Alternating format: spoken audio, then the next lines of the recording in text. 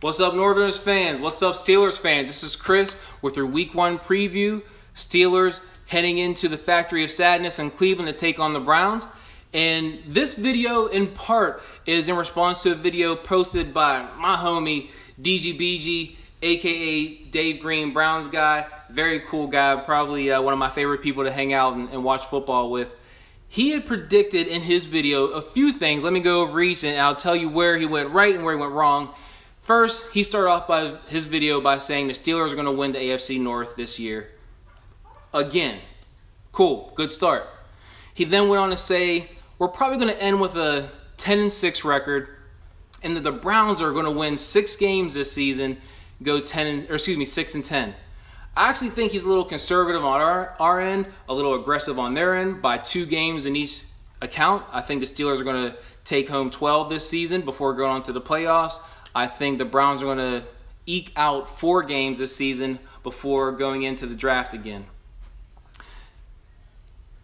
Right there is where he should have stopped, rolled credits, fade to black. That was the last thing he said that I can vouch for whatsoever. He then went on to say that he expects the Browns to get one of those 6 wins this Sunday against the Steelers, 24-20. And he goes on to talk about some keys to the Browns winning this Sunday. Let me talk about a couple of those that I thought were interesting and offer up a little bit of advice on those. First is that this new and improved line is going to gel together and protect Kaiser to the point where he can make some bombs down the field and give it a shot.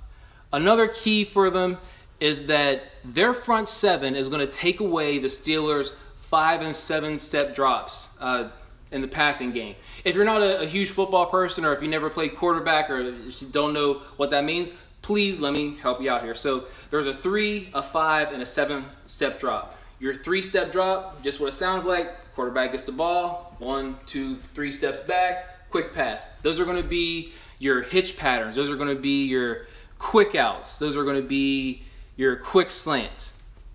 Then you've got your 5-step drops. Those are going to be your slightly deeper outs, your slightly deeper post patterns. Gives you a little bit more flexibility to get downfield. Then you've got what Ben Roethlisberger is one of the best in the game at. That's the 7-step drop.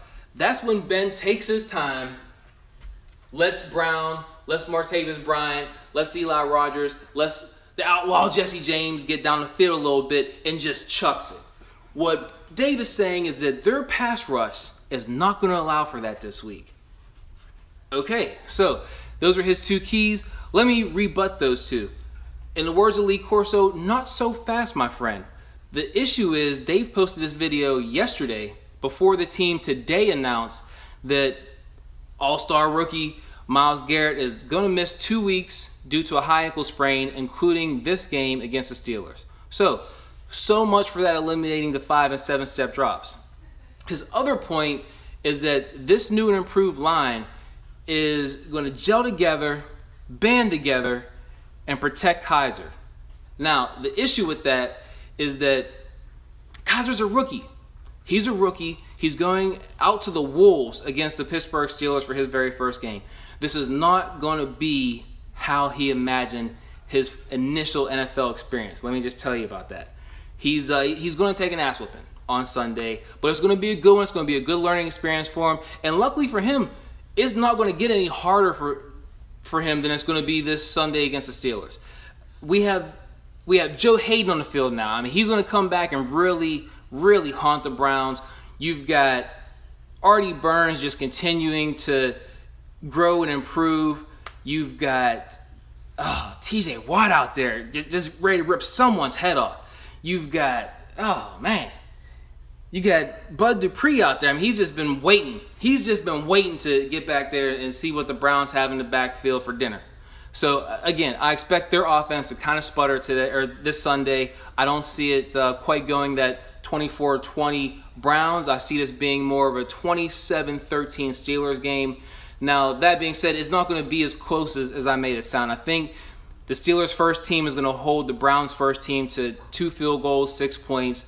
I think, you know, Steely McBeam and the rest of the Steelers cheerleaders come on and late in the fourth quarter, and I think the Browns might hang up one touchdown on them just to kind of feel a little bit better.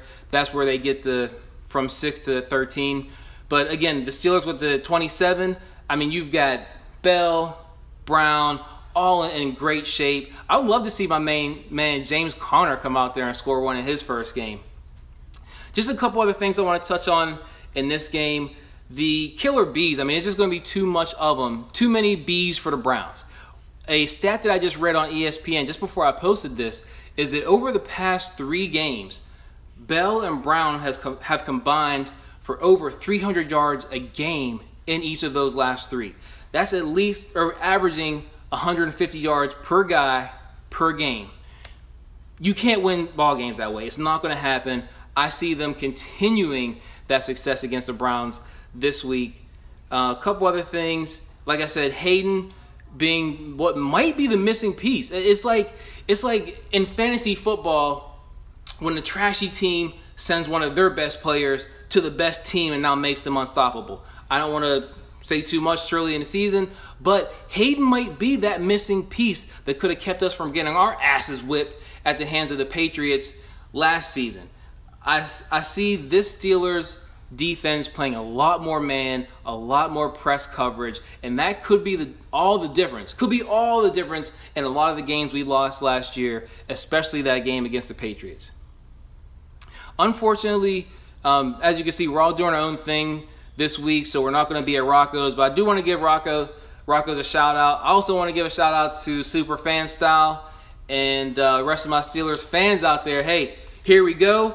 And usually right now is when we sign off with our greeting to all Patriots fans. This time I'm not going to do that. What I'm going to do instead is say, for the first time in the past 9 seasons, the Patriots just actually lost their opener to the Kansas City Chiefs. Ow! Thank you, Chiefs fans. Bye.